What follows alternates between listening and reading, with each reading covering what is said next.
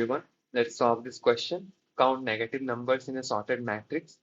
So we are given with an 2D matrix with some number, and it is also given that the matrix follows certain sorted format. That is, it follows a non-increasing order, that is descending order, both row-wise and column-wise. And we just need to return the total number of negative numbers in the grid. So with a linear search approach, we can basically solve it, but it will take a much higher complexity of order of n square. But let's take an example of how we can solve it using order of n plus m complexity. Understand this problem with the help of this example. So we'll make the use of this sorted array to solve our problem. What we'll do is we'll start from this corner bottom element. We'll work on two cases. First case is that our element is greater than or equal to 0, and our second case is that it is less than 0, that is a negative number. So let's see what will happen in both these cases. In this case, the element we found was a negative number. So for that, what we'll do is, as we know that the array is already sorted, so the column are in decreasing order. Anything lesser than minus 1 would also fall under the negative category. So instead of just traversing the whole column, what we can do is we can just count the values here directly by taking the total total column count minus the current column we are at, and we will add this to our answer. Okay, so after finishing this off, we can just strike it out and then move forward. That is, we will just have to subtract, decrement our row. Our next element is 1, which follows the case 1. In case 1, we can utilize the sorted function of the row, sorted property. So in case of row, it is also in decreasing order. That means 4 is the highest and minus 1 was the lowest. So as we know, anything greater than 1 would also be positive. So we can also stack this out. And in this case, we don't need to count it actually, as we are only looking for negative elements. And then our next element is 1. Again, it is a positive, so it follows the case 1. As anything greater than 1 would also lie under the positive value, so we can also stack this column and then move on to our next element. Now this is negative minus 1, which follows the case 2. So again we will have to, and in this row, anything less than minus 1 would also be a negative value. So we just count the two values here by using this same formula, total column minus the current column we are at, and aggregate it to our answer. So next, after finishing this off, we'll just strike it again and move up to our next element, that is 1.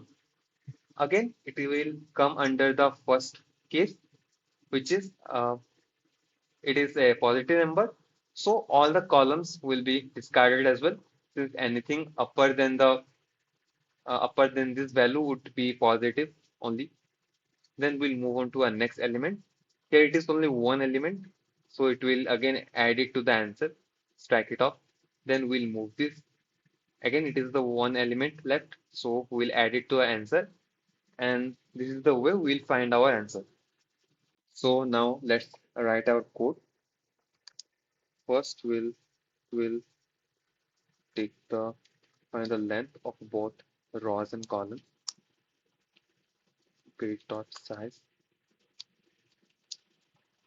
column length is grid of size.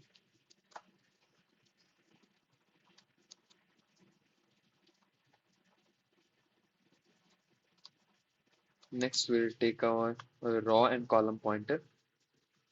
So for row, we'll initialize it to create dot size minus 1, and for column pointer we'll keep it as 0. Now we'll write our two conditions inside this while loop, and while this while loop will be used to traverse. So as long as our current row index is greater than 0, since we'll be moving from downside, right? Like 3, 2, 1, and 0. So that's why as long as it's greater than 0, and as long as our row is less than, sorry, I mean column is less than column length. So we'll write two cases. Our first case.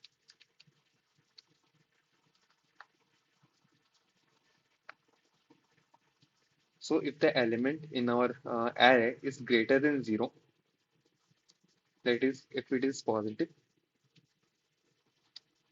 what we'll do is we'll just discard that whole column and move forward by one step ahead. We are increasing our column pointer. Else what we'll do is we know that if it is not the case, then it is a negative number. So in case of negative number, we'll have to store it in an answer variable. Let's create an answer variable.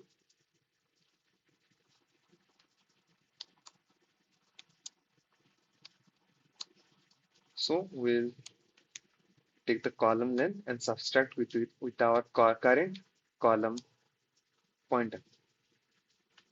Then we'll move up in our row. So that's why we're decrementing our row. And then finally, we will return our answer.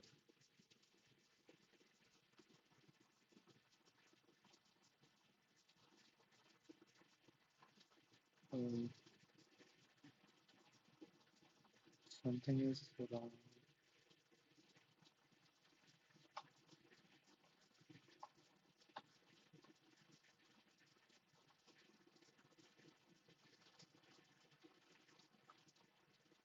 Oh, sorry, my bad.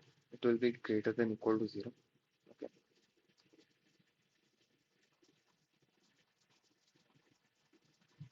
Yeah.